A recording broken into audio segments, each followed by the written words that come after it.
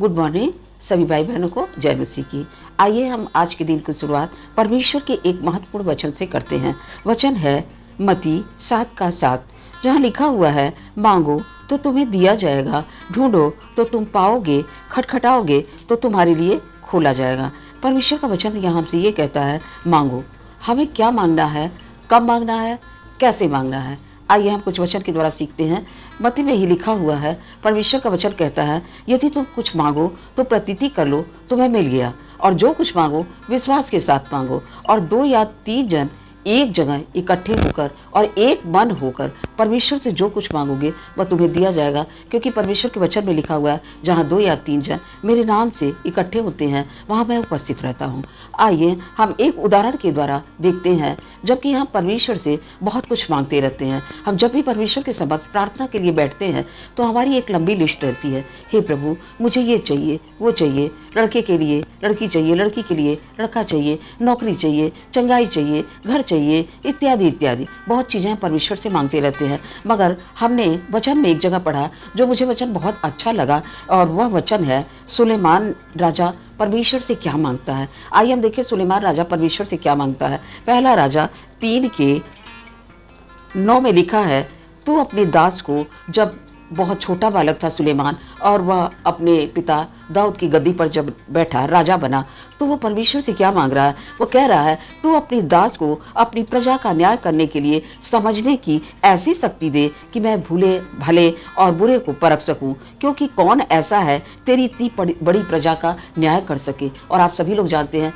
सुलेमान ने किस तरह खराई से न्याय किया है अपने राज्यकाल में। फिर वह इस बात से परमेश्वर, हम अपने जीवन में कितना सब कुछ मांगते हैं, मगर देखिए सुलेमान राजा छोटा बालक होकर परमेश्वर से क्या मांग रहा है। और परमेश्वर इस बात से इतना प्रसन्न हो गया कि उसने कहा, सुलेमान ने ऐसा वरदान तुमने मांगा है।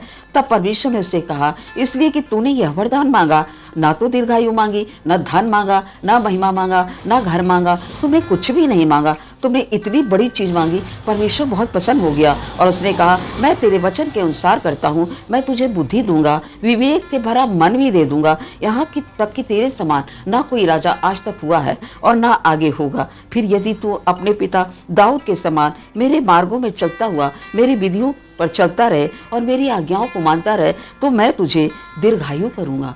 परमेश्वर ने यहाँ पर, सुलेमान ने तो केवल बुद्धि मांगी। सुलेमान इतना छोटा था, वो बहुत कुछ मांग सकता था कि हमें धन दे दीजिए, हमें घर दे दीजिए, हमें महिमा दे दीजिए, हमें बहुत बड़ा राज दे दीजिए, मगर उसने और कुछ नहीं मांगा। उसने बुद्धि मांगी, क्योंकि परमेश्वर के वचन में लिखा हुआ है, परमेश्वर खुद एक जगह कहता है कि बुद्धि की कमी से मेरी प्रजा नाश हो गई। परमेश्वर ने बुद्धि को बहुत महत्व दिया है। क्यों? क्योंकि जब तक परमेश्वर कहता है बुद्धिमान बनो, तुम भोले मत बनो, तुम बेवकूफ़ और मूर्ख मत बनो, बुद्धिमान बनो। क्योंकि तुम्हारी बुद्धिमानी के लिए मैंने बहुत सारे वचन दिए हैं, उन वचनों को पढ़ो और बुद्धिमान हो जाओ। क्योंकि जब तुम बुद्धिमान नहीं होगे तो तुम्हें समझ नहीं आएगा हमें किस तरह जीवन जीना चाहिए, कब क्या मांगना चाहिए, कब क्या नहीं मांगना चाहिए, मांगना चाहिए तो किस तरह मांगना चाहिए, ये बात हमें समझनी चाहिए। तो परमेश्वर ने यहाँ पर सुलेमान से इतना प्रसन्न हुआ। हम भी परमेश्वर के समक्ष जब कुछ मांगते हैं तो कहता है, मांगने वाले को दिया जाएगा, ढूंढने वाला पा जाएगा। अगर हम परमेश्वर का बार बार प्रार्थना के द्वारा दरवाजा खटखटाते हैं तो दरवाजा खुलेगा,